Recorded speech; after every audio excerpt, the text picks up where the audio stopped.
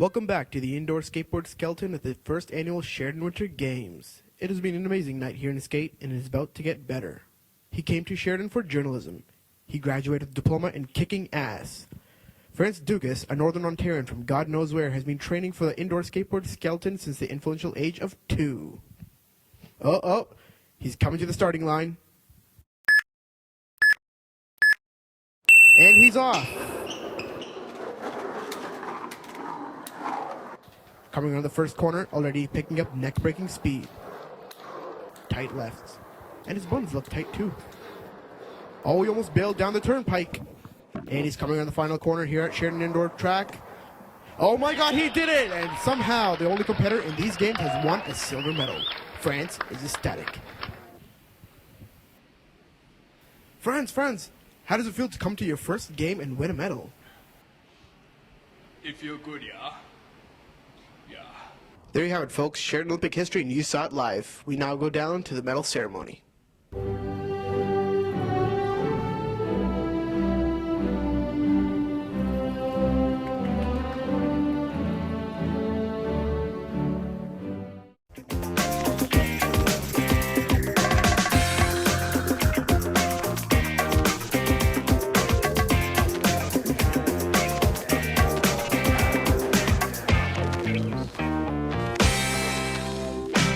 Alright guys, welcome to Robin and my final episode of Print TV. This week is directed only at the online source of Sheridan News due to the fact that the long weekend prevented the journalists who are in print to actually write anything.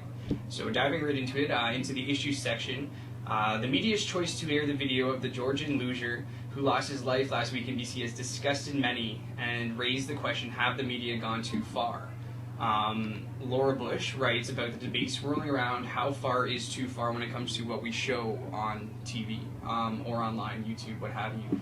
I know a lot of comparisons that people are making are the tragedy that happened in Haiti, and in my opinion anyways, that is not used for shock value or anything. It's more or less used as like a source of realism and let people know exactly what is happening over there. It is morbid and decrepit, and the people are suffering. But when it comes to this Georgian luger, it seems like it's more just for shock value. After the first scene was taken, there's no reason to show a man dying during a luge run over and over again. I mean, if it happens live, that's unavoidable, but to replay it, there's no journalistic value there. No. So hop online to the issue section to learn more about that debate.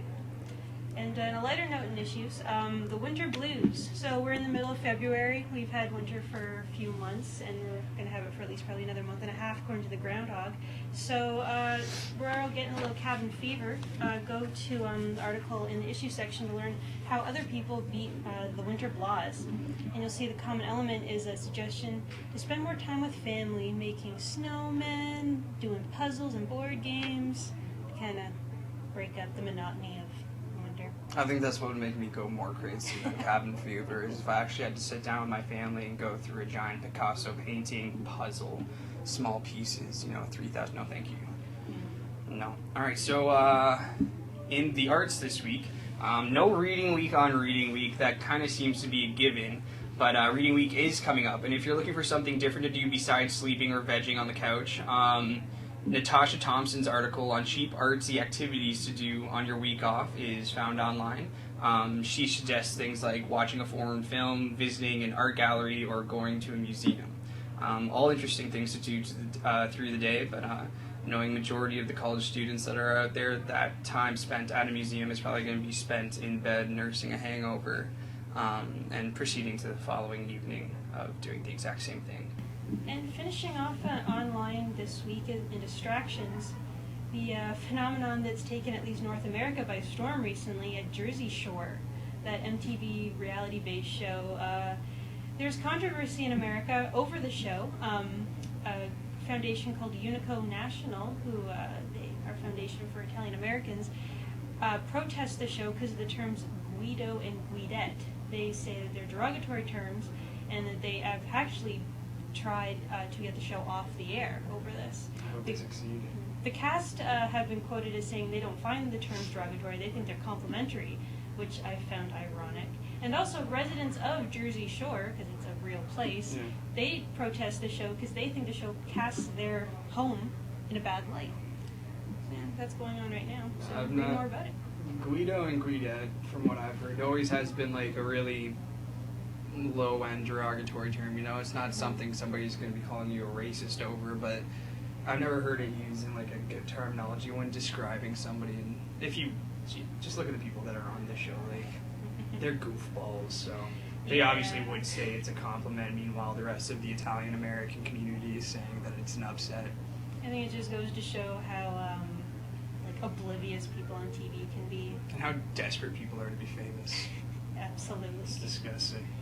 All right, well, that's it. This is Sean and Robin's last episode of Print TV. We hope you guys had as much fun looking at it as we had making it. Absolutely. I'm Sean Donald, I'm Robin Phillips. and that's Print TV. Good night. Peace.